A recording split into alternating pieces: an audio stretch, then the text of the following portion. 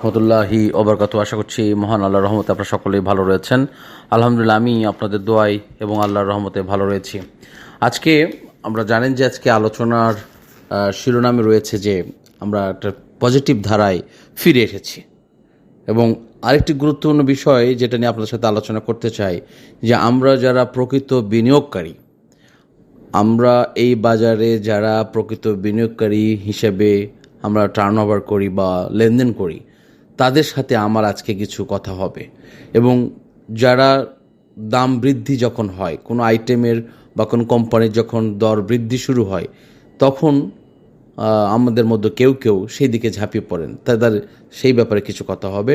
এবং আমরা গুরুত্বপূর্ণ বিষয়টা হচ্ছে যে কিভাবে আমরা এই বাজারে বিনিয়োগকে নিরাপদ রেখে, কিভাবে আমরা এই বাজার থেকে আমাদের সব কিছুকে উতরিয়ে আমরা লাভজনক অবস্থায় থাকতে পারবো, এবং কোনো প্যানিক আমাদের কাজ করবে না, কোনো অস্থিরতা আমাদেরকে প্রভাবিত করতে পারবে না, এবং কিভাবে আমরা যতই প্রতিকূল পরিবেশ আসুক না কেন আমরা সেখান থেকে লাভবান হতে পারবো, তার উৎকৃষ্ট উদাহরণ আজকে আপনাদেরকে দিব।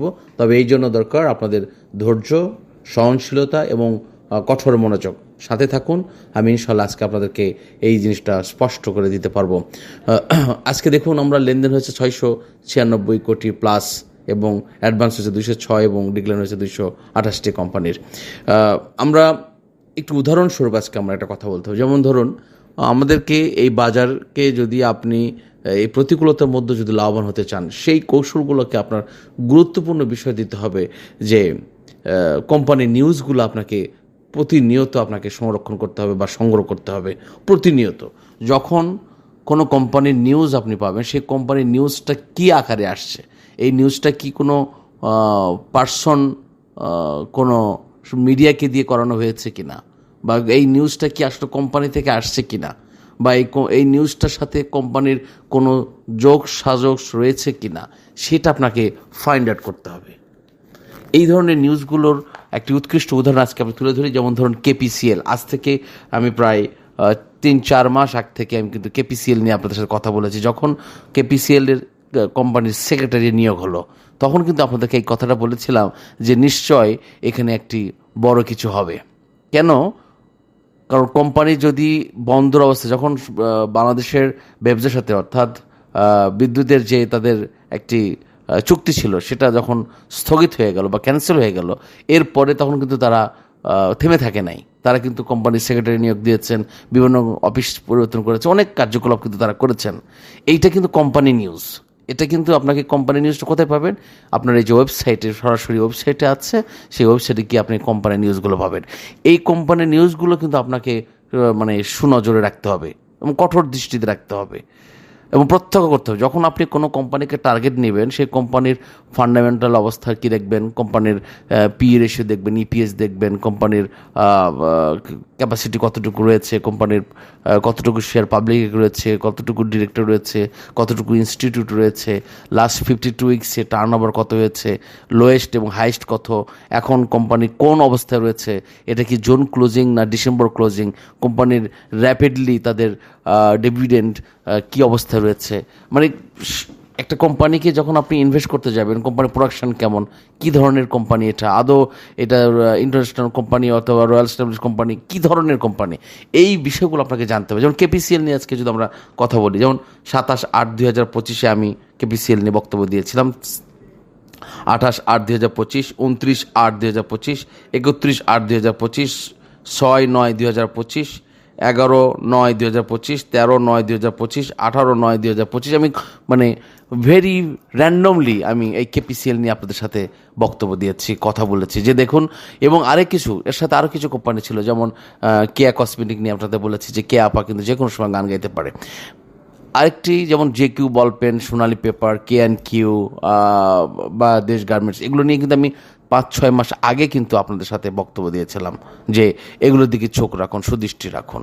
আবার কিন্তু এখন যে কোম্পানিগুলো নিয়ে আপনাদের সাথে ইভেন গত 20 তারিখে আপনাদের সাথে যে আলোচনা করেছি, সেটাই বারবার আপনাদেরকে রেফারেন্স করে বলেছি। 20 তারিখে যে কোম্পানিগুলো নিয়ে আলোচনা করেছে, সেগুলোর দিকে আপনারা সুদৃষ্টি দিবেন। কিভাবে সুদৃষ্টি দিবেন? আপনি যখন এন্ট্রি নেওয়ার পরিকল্পনা করবেন, তখন সেই কোম্পানিগুলো এই সব তথ্যগুলো আপনাকে জানতে হবে, এবং একদিনে কেনা যাবে না। আমার কাছে অনেকেই হয়তো অনেক কিছু বিষয় পার্সোনালি যোগাযোগ করেন, তখন আমি বলি যে আপনার কতটা কিনবেন, টার্গেট কত, বলে 10,000। আমি বলি আজকে আপনি 3,000 কিনবেন। ভাই যদি আপনি শোনেন এটা আপনার বেনিফিট। এবং রিয়েল মেসেজটা হচ্ছে যে উনি 10,000 কিনতেই উনি একটা ভালো প্রফিট করে ফেলেছেন। কীভাবে? সেই দিন যেদিন উনি 10,000 কেনার টার্গেট নিয়েছিলেন, এই কিনতেই উনি 1-2 টাকা লস করে হয়ে যেত।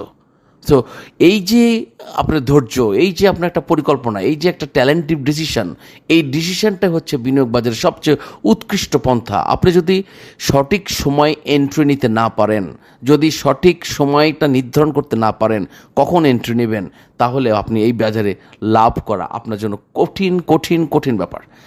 তার আর একটা উৎকৃষ্ট আমি কেপিসিএল দিয়ে আজকে বলবো। যেমন আজকে কেপিসিএল কী করেছে, আজকে প্রায় 22 লক্ষ আমরা দেখেছি যে মানে এক্সপেক্টিং রয়েছে, তারা কিনতে চায়, বাট বিক্রি হয়েছে মাত্র কত আমরা দেখলাম, কেপিসিএল বিক্রি হয়েছে মাত্র 1,29,000। মানে কেউ বিক্রি করতেছে না, মানে সবাই জিনিসটা বুঝতে পেরেছে যে আমরা এখন যদি বিক্রি করি এটা ফাঁদে পা দেওয়ার মতো।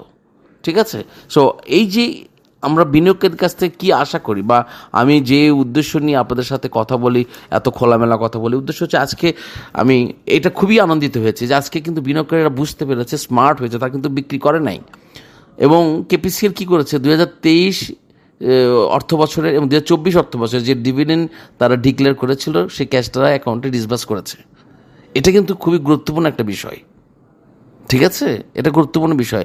এবং এটার ফিউচার কি হবে এটা নিয়ে আমাদের অনেক ভাবার এবং কল্পনার বিষয় রয়েছে। ওকে, আমি জানি না এর প্রত্যাশা কীভাবে জনগণের রয়েছে বা বিনিয়োগের কীভাবে রয়েছে, বাট এটা নিয়ে অনেক কিছুর গল্প, কিচ্ছা কাহিনী প্রত্যাশা করছি সকলেই। ওকে, এবং আরেকটি বিষয় দেখুন, আমি কেন বলছি যে আজকে যদি টার্ন ওভারটা এত কম হয়েছে মানে কেউ বিক্রি করছে না, মানে সবাই যে এই অ্যাওয়ারনেসটা আমাদের মার্কেটে খুব জরুরি। আর আজকে এই যে 22 লক্ষ যারা আপনার কেনার আগ্রহ প্রকাশ করেছেন, আপনাদের কি কাছে কি বার্তাটা যায় নাই কারো কাছে? যদি আপনারা আমার বার্তাটা না পেয়ে থাকেন, বা যদি মনে করেন যে না আমি জানি না, তাহলে কিন্তু ডিফারেন্ট ম্যাটার্স।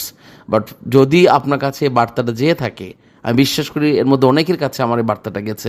কেপিসিএল নিয়ে আমি বারবার আপনাদের কথা বলেছি। আসলে আমরা ওই যে বন্ধ কোম্পানি, জেট কোম্পানি, বিভিন্ন রকম কাহিনী কিচ্ছা নিয়ে আমরা শুনে অভ্যস্ত। এগুলো হচ্ছে এক ধরনের ফাঁদ। বাংলাদেশের বিনিয়োগ বাজারের জেট কোম্পানি হচ্ছে এক ধরনের পরিকল্পিত ফাঁদ পাতানো। ঠিক আছে? আপনাকে যেমন আমরা নেটে কী করছে আজকে, আমরা নেট নিয়ে কত কথা বলেছি। আজকে কিন্তু 1 টাকা দর বৃদ্ধি পেয়েছে এবং প্রায় 6,09,000 হাত বদল হয়েছে। আমরা নেটের ডিভিডেন্ড ডিক্লেয়ার হলো, কিন্তু ডিসবার্স করলো না। হঠাৎ করে এই ক্যাটাগরি থেকে এই কোম্পানিটাকে জেট ক্যাটাগরিতে পাঠানো দেওয়া হয়েছে। এই যে একটি চক্র কাজ করে, আমরা কেন সেই চক্রে ফাঁদে পা দিব? আমরা তো সেই কোম্পানির দিকে আমরা দৌড় মেরে যাই। আজকে কেপিসিএল কেন 22 লক্ষ আপনার শেয়ার কেনার জন্য আজকে আপনারা লাইনে দাঁড়িয়ে থাকলেন? আগে কেন আপনারা এগিয়ে এলেন না? এই মানসিকতা থেকে বেরোতে আপনাদেরকে আগেই থেকে পরিকল্পনা করতে হবে যে আমি কোথায় যাব। ঠিক আছে? যারা আগে কিনে সংগ্রহ করেছেন তারা এখন হিরো। আমি জানি না এটা কত দূর যাবে, বাট অ্যাটলিস্ট তারা মেন্টালি স্যাটিসফ্যাকশনে আছেন। আমি যেমন আপনার আইএফআইসি আপনাদের কিন্তু সেভারাল টাইম বলেছি, আজকে কিন্তু হল্টে গেছে। যেমন আপনাদেরকে রিং শাইনের কথা অনেক আগেতে বলেছি। অনেকেই এর মধ্যে কতবার তারা প্রফিট নিয়েছে, কতবার প্রফিট গেইন করেছে। বাট আপনি যদি ভাই বেশি দামে কিনে থাকেন, আপনি যদি একবারে বেশি কিনে আপনি আটকে থাকেন, এই লাইবিলিটি তো আমি নিতে পারবো না, কেউ নিবে না। ওকে, আবার যে আমরা দেখে বলেছি যে কে আপার গান যে কোনো সময় কিন্তু গেয়ে উঠতে পারে, ফুয়াং সিরামিকের গান যে কোনো সময় কিন্তু গেয়ে উঠতে পারে। তার আগে আমি যাওয়ার আগে আজকে আর আলোচনা বেশি করবো না। আমরা যেহেতু কালকে মার্কেট বন্ধ রয়েছে, তারপরে মার্কেট বন্ধ রয়েছে, আমি আপনাদের কাছ থেকে আরও একটু প্রত্যাশা করছি যে কোন ধরনের কোম্পানি নিয়ে আলোচনা করব। এই যে 20টা কোম্পানি নিয়ে আপনাদের কাছে কী ধরনের মেসেজ রয়েছে আমি এটা আপনাদের কাছে জানতে চাই, এবং বিশেষ করে কেপিসিএল নিয়ে আপনাদের কাছে কী ধরনের তথ্য রয়েছে সেটা শেয়ার করবেন, আমরা যেন সবাই জানতে পারি। দিন শেষে এটা আমাদের পরিবার, আমরা চাই সকলেই এই পরিবারে ভালো থাকতে, আমরা চাই সকলেই একটি তথ্যবহুল পরিবার গড়ে উঠুক, সকলেই একে অপরের সাথে থাকবো, পাশে থাকবো, এই আমার প্রত্যাশা। সো আমি কোম্পানির নামগুলিটা আবার বলে দিচ্ছি, সেখানে আপনার আসলে মতামত দিবেন, এবং আপনাদের কাছে কেপিসিএল নিয়ে আমি মতামত জানতে চাই, আপনার আইএফআইসি নিয়ে মতামত জানতে চাই, কেয়া কসমিক নিয়ে মতামত জানতে চাই, ফুয়াং সিরামিক নিয়ে মতামত জানতে চাই, বেস্ট হোল্ডিংস নিয়ে মতামত জানতে চাই, N polymer one of the best. Malik spinning, আপনার সবগুলো অসম্ভব সুন্দর। রবি নিয়ে আপনাদের কাছে মতো রবি তার আপন গতিতে জ্বলে উঠবে। এখন আপনি যেদিন জ্বলে উঠবে দেখবেন সেদিন হলটেডের যখন অবস্থান শুরু হবে তখন সবাই আবার সেদিকে দৌড় মারবে। যেমন বাংলাদেশ শিপিং কর্পোরেশন নিয়ে আপনাদের মতামত জানতে চাই, নাভানা সিএনজি নিয়ে আপনাদের মতামত জানতে চাই, আপনাদের মন্নু ফেব্রিক্স দেখবেন, মানে আপনাদেরকে কিচ্ছা কাহিনী আবার শোনাবো। মুন্নু ফেব্রিক্স নিয়ে আপনার মতো জানতে চাই, এসপি সিরামিক নিয়ে জানতে চাই, মীর আক্তার নিয়ে জানতে চাই, আইএফআইসি বলেছি, লাভেলো আইসক্রিম নিয়ে জানতে চাই, ফেকডিল নিয়ে জানতে চাই, সিবিওআরএল জানতে চাই, ইফাদ অটো নিয়ে জানতে চাই, মালিক স্পিনিং নিয়ে জানতে চাই, national tubes, Bashundhara paper mills limited আমরা জানতে চাই, NFML national feed mills limited আপনাদের সাথে জানতে চাই। সো সাথে থাকুন, আমাদের এই পরিবারের সাথে থাকুন। আমি আশা করছি সর্বপ্রথম আমাদের এই পরিবারের টার্গেট হচ্ছে আপনার বিনিয়োগকে, আপনার ক্যাপিটালকে কীভাবে নিরাপদ রেখে এরপর আমরা লাভের পথে যাব। আমরা কোনো উচ্চবিলাসী স্বপ্ন দেখব না, যেমন অনেক কিছুর দাম কিন্তু অনেক বেড়ে গেছে, সেগুলোর দিকে যদি আপনি যান এটা আপনার ডিসিশন নিতে পারেন। আমি সেগুলো নিয়ে আলোচনা করি না, অতএব সেটা নিয়ে আমার কোনো পেইন নেই। সো আজকের মধ্যে এখানে বিদায় নিচ্ছি। সকলের জন্য শুভকামনা রইল। আল্লাহ হাফেজ। আসসালামু আলাইকুম ওয়া রাহমাতুল্লাহি